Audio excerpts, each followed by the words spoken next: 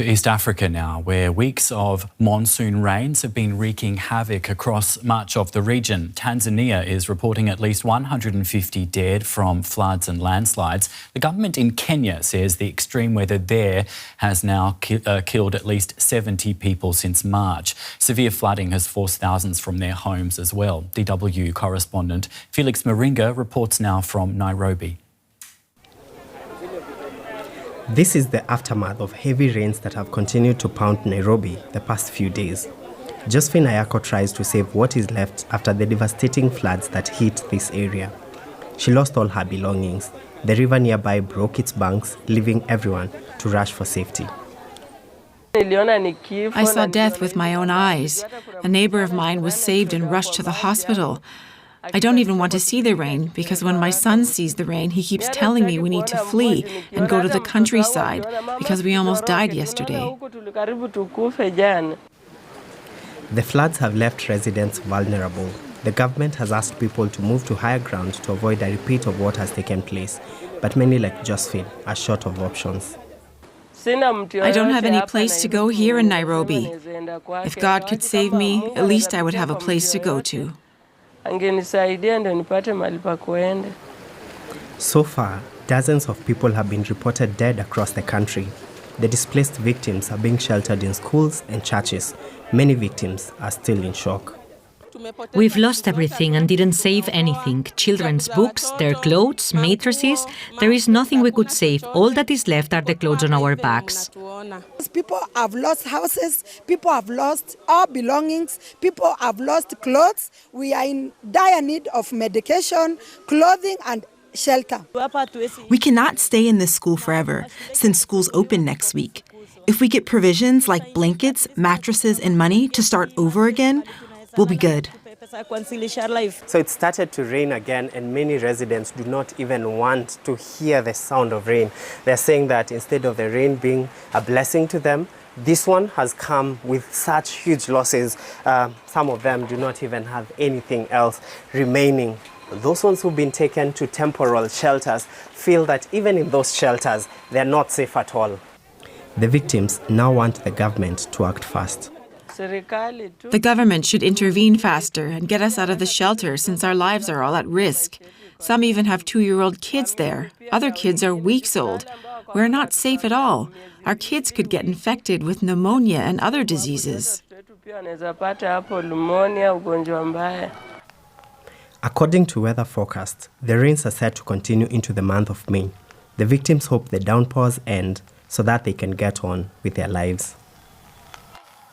We can cross now to Nairobi and speak with Kenyan social rights activist Wilfred Happy Olal. Thank you so much for joining us. As I understand, you're working directly with many people affected by the flood, some of whom we've seen in the report. Could you tell us exactly what they're going through? What are you seeing? Yeah, thanks a lot for having me. It's been very devastating, especially in areas of Mathare and informal slum settlements. We were working there, we are volunteering to assist there, and what we can say is that the situation is still very bad. There are still people who are missing. We even lost some activists, 2 activists are part of the people who lost their lives. The situation is still very, very bad, and people still don't have where to go. Most people are stranded still, and a lot of bodies are still yet to be recovered. So I can say the situation is dire. You're saying a lot of people are stranded. So what's being done to help them? If I understand what you're saying, not enough. Yes, it's not enough. The government has focused on more middle-class areas that were also affected. But the more informal settlements and slum areas, there's very little effort, apart from what the Red Cross has been trying to do. And you can see they are also overwhelmed. So that's why the activists also, we organize ourselves and community members to move in and assist where we can. And as activists alone, the last 2 days, we were able to retrieve 5 bodies in the rivers along Mathare. I want to ask you about the different factors that could have exacerbated this crisis, and one of them might be planning. Has the planning of urban areas in Kenya exacerbated what we're seeing now? Yeah, like 70% of Kenyans live in slums and informal settlements because they cannot afford the more planned areas, more middle-class areas, which are properly planned with the drainage and all that.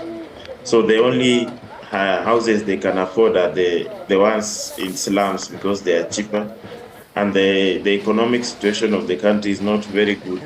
So that's why all our slums, Nairobi has around 116 slums. All of them don't have any plan. Do you think So that's why most people have been affected. Continue.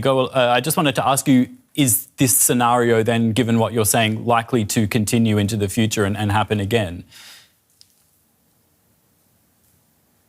It can't happen. It can't continue this way because even right now, the government is telling people to move to higher grounds. They have not provided any assistance apart from volunteers and Red Cross, St. John's and other people who are assisting. The assistance from the government is, just come in and give in people a few foodstuffs. Yet people need to get places where they can live.